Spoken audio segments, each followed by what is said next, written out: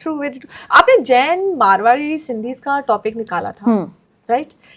उनके इस इकोनॉमी के मामले में ये तीन कम्युनिटी ऐसी हैं जो देश को सबसे ज्यादा आगे बढ़ा रही हैं। इतनी ज्यादा कि अगर मैं किसी 12-13 साल के बच्चे के भी एक होता है ना देख रही हूँ, हाँ। उसको भी वो स्टॉक्स और वो ग्रो ऐप उसने कर रखी होगी, कहीं ना कहीं उन्होंने ऐप डाउनलोड करके, उनका बचपन से दिस लाइक ये तो उनके ब्लड में है, बस ऐसा रहता है। यही सिखाया जाता है और यही बोला जाता है।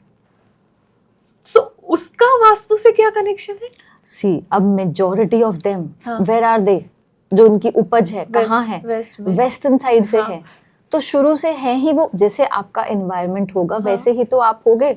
एग्जैक्टली। अगर हम देखें तो पाकिस्तान से जब सिंधी इंडिया में आए थे, इस पर एक एक करके कास्ट की बात करते हैं।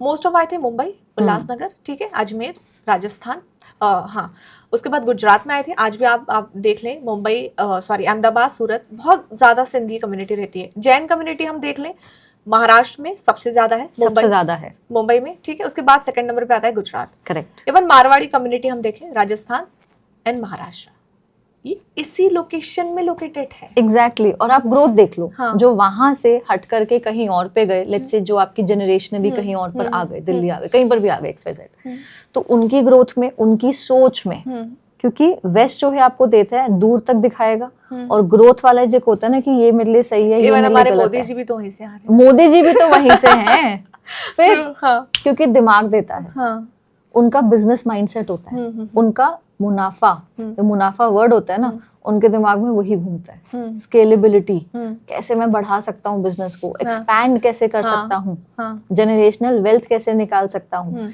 ये उनके ब्लड के अंदर इम्बाइब हो चुकी है, क्योंकि इतने सालों से तो वहीं पे रह रहे हैं। फिर जनरेशनली डीएनए भी तो वैसा बना। So yes, your geography impacts you a lot. India की ज्योग्राफी आपने बता दी, हमारे इंडियन स्टेट की आपने ज्योग्राफी बता दी। अब जरा नॉर्थ और ईस्ट, साथ ही थोड़ा साउथ के बारे में भी एक्सप्लेन कीजिए। सी अब नॉर्थ जो है, जब तक हमारे देश में, लाइक आई सेड ना कि नॉर्थ, अब कुछ पार्ट जो है वो पाकिस्तान ने लिया, राइट, कुछ पार्ट जो है वो चाइना ने लिया, तो वहां पे जो हमारा उन लोगों ने जो उसको इन्वेड कर रखा है और उन्होंने बना रखी है अपनी टेरिटरी, उसकी वजह से हमारा नॉर्थ बहुत डिस्टर्ब हुआ। आज भी है, आज भी है। ये हमारे देश की अब जो है, जो बहुत अच्छी चीजें नहीं है। मैं तो चाहती हूँ हमारा जो कश्मीर जो हमारा, give it back to us. जो चाइना ने हड़प रखा है, give it back to us. भाई तुम क्या कर रहे हो? Which is not yours is not yours, right? तो वो अगर वापस आ जाए, और एक दूसरा पहाड़ों का तो हम कुछ नहीं कर सकते, पहाड़ों भी वहां पे प्रॉब्लम्स हैं। सी जब शेप बिगड़ती है ना, तो बड़े इरेगुलर सी शेप हो गई।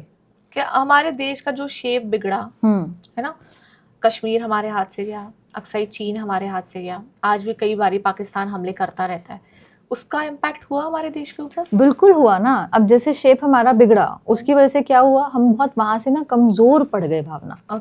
कमजोर पड़ने की वजह से क्या हुआ, बहुत ज्यादा ना खराबी हो गई। तो वहां पे हमारे जो वो वाले स्टेट्स है ना, जो उस तरफ हैं, तो उनके ऊपर सबसे ज्यादा इम्पैक्ट आया। इधर साउथ की तरफ, वेस्ट की तरफ हम लोग सारे बचते चले गए। और यही फिर नॉर्थ ईस्ट में आपको पता है क्या हाल है, ठीक है, वहां पर भी वही हुआ। धीरे धीरे हमारी जो हमारा हिस्सा था वो खुद अलग हो गए, ठीक है, कंट्रोल उनको चाइना कर रहा है, ठीक है। तो इम्पैक्ट है, कंट्रोल हम पूरा नहीं कह सकते। नॉर्थ ईस्ट जो हमारे स्टेट हैं, ठीक है, और जो हिस्सा अलग हो गया वो अलग हो गया, तो उसकी वजह से भी शेप भी बिगड़े। फिर उस तरफ जो पहाड़ आए, तो वहां पर भी आप देखते हैं कि कितनी ज्यादा वहां पे ना लोगों को क्लैरिटी कहाँ है, फियर्स और ज्यादा क्रिएट हो रखे हैं। तो उन चीजों का भी वहां पर इम्पैक्ट काफी ज्यादा आया है। ओके। ये तो चलो, हम अगर ओडिशा और इधर के स्टेट की बात कर लें, बंगाल, ओडिशा, यहाँ पे तूफान बहुत आते रहते हैं, करेक्ट है ना। ये तो चलो एनवायरमेंट का एनवायरमेंटल फैक्टर्स है, करेक्ट। इसमें वास्तु का कोई कनेक्शन? ऑफ कोर्स कहीं हर जगह पे नहीं ढूंढ सकते वास्तु को।